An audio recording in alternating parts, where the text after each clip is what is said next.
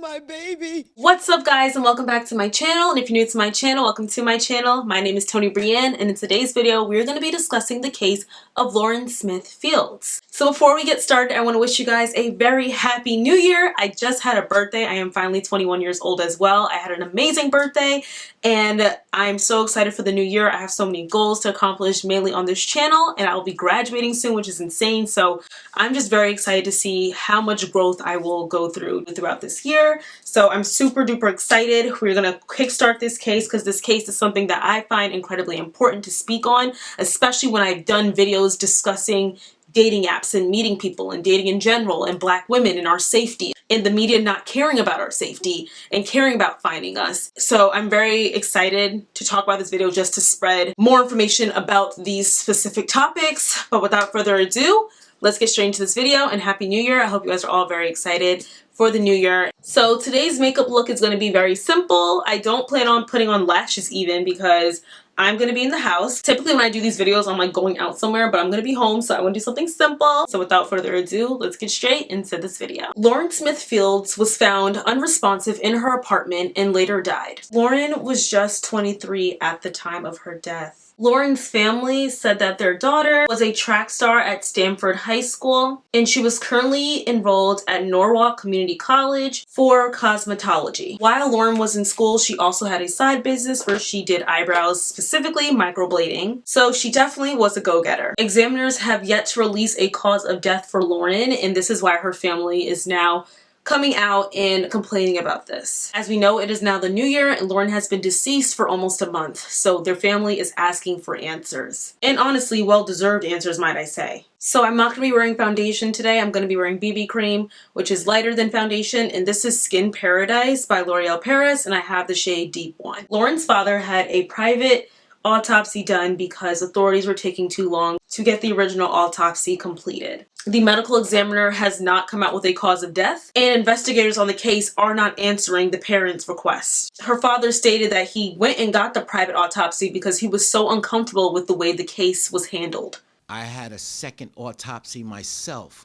We paid out of pocket because we felt so uncomfortable with the way it was handled. He also stated that his daughter, he knows for a fact, was not a drug user. So he wants to understand how she was just found dead in her apartment. Without a doubt, we know that my daughter was not a drug user. So Lauren's family came out and said that their daughter met an older man on the dating app Bumble. And this man, like I stated, was an older white man. And the man that she met was the one that alerted police about her death. They say Lauren had met, quote, an older white man on the dating app Bumble, and it was he who alerted police to Lauren's death.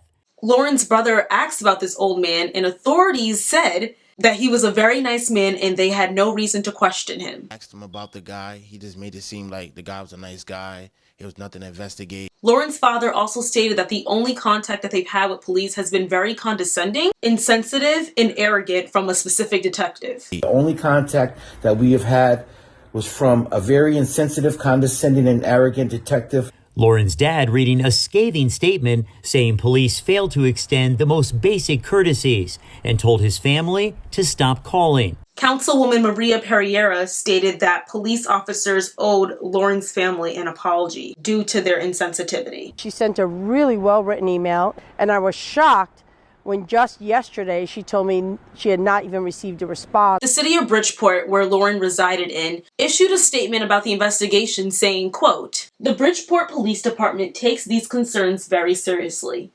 The command staff of the Detective Bureau is reviewing the handling of this case to ensure that best practices were and are being followed. It is imperative to note that the death of Lauren Smith Fields remains an ongoing investigation. Our department extends its deepest condolences to the family of Lauren." End quote. So as of now, those are the most recent updates we have on the case, and it has kind of caused a small uproar, predominantly the Black community, on social media. Many people in the Black community are just concerned why this case isn't getting blown up as much as the young woman that passed away. when she was allegedly strangled by her husband. I unfortunately am not remembering her name, but I'm going to probably put it here. Just so you guys kind of understand who I'm speaking of. So basically this woman was traveling with her husband and she was found dead and he was found dead not too long later. Oh, Brian Laundrie is his name. I'm trying to remember her name. So the woman I was speaking of was Gabby Petito. So though a very tragic and sad case, it really disturbs me. People were upset with how everybody on TikTok became some major investigator and police officers went hunting for this woman. And she was found like not even 2 weeks later after they really pushed it forward. And people consider this the missing white woman syndrome, where when white women go missing or something awful happens to white women, the entire world's like, oh my God, we have to figure out what happened to this white woman. And like I said, though it's unfortunate that we have to compare the two, because I don't want to take away from Gabby Petito at all, because her case was very tragic and we still don't know what exactly happened to her. But it's important to see the differences in cases when it comes to Black women and protecting Black women versus white women. So as you guys all see, this woman is very beautiful, a beautiful girl. It's so sad to see what happened to her. A lot of people I've seen on social media have been showing support, major support, wanting to figure out what happened to her and just sharing her case. But I also did see some people saying, well, that's her fault because she was murdered by her sugar daddy. So whether or not this man was her sugar daddy or not, this could have been a man she actually really liked. But even if she didn't, like I said, she did not deserve to die. And we have to stop putting blame on people getting murdered and saying they deserved it or they weren't being careful enough. How about we just not murder people? So like I said, we don't know. Detectives don't know. It's all alleged what happened. We don't know if she was murdered, if it was just a freak accident. We honestly do not know. And this is all the information we have at hand at the moment. But I'm gonna put the video that I made. I think it's gonna go on this side or this side. I'm pretty sure it's this side. And I'm going to say to you guys, please be careful. I literally have the 7 red flags when online dating. And one of my red flags was to meet in a public place. Now, I don't know how long she was dating this man at all, but I'm just going to say she was found in her apartment and most likely he was with her. With the way the case is sounding, it sounds like he did something to her. Now, I don't know, but it just sounds like this. This is obviously my opinion. This is not a fact. But if that is the case, this was a first date. Do not bring any man to your apartment. I promise you, you don't know these people. And I've seen so many crazy dating app stories where these women are getting murdered by men that they've had trust in, that they thought, oh my God, he's a good guy. No matter how good you think a man is, do not go back to his place on the first date, or let alone the second or third date. Now, I'm not gonna go on and acting holier than thou, because I have done that before. Like after going to dinner, it's like, oh, I'm gonna go to his place after or something. And I don't think it's smart. Don't do that, because even if it doesn't matter how much you trust somebody, you think you know someone, you don't really know someone. I really go on my gut instinct, but even then, girl, just don't do it. Don't put yourself in that predicament. Like, it'll save you from something like this happening. For me, what I find so disturbing is how the police officers were handling this case.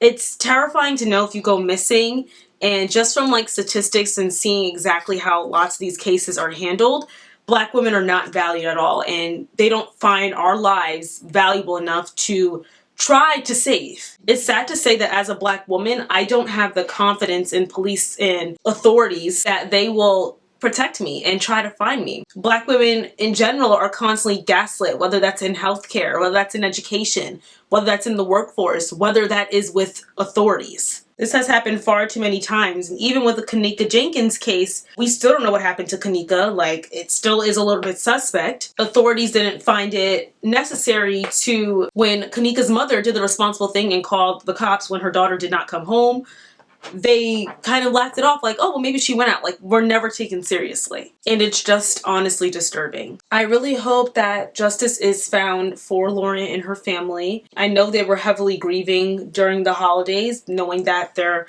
daughter, they don't have justice for. Their family member, they don't have justice for. And I can only imagine what that feels like. So I want to know what you guys think in the comments down below. What do you guys think happened to Lauren? And what is your stance on the missing white women syndrome and the lack of care when it comes to missing Black women? You can get gaslit but for so much longer, because it's just so obvious in every case that this old white man, they're like, oh, he's a good guy. What do you mean he is a good guy? You don't know this man. Like, let's do some investigation. Like, he's the one that called in. Like, Come on. Alright guys, so here's the finished makeup look. Very simple. I didn't want to do too much. I need to take this ponytail out soon because it is looking like it is done up. I've liked it for a while. It lasted 3 days so far. It doesn't look bad, but it's not as bomb as it used to look. But I am getting my hair done in a few days, so I'm excited for that. But let me know what you guys think in the comments down below, and I will see you all in my next video. I love and appreciate you all so very much. Bye guys, and Happy New Year. Mwah.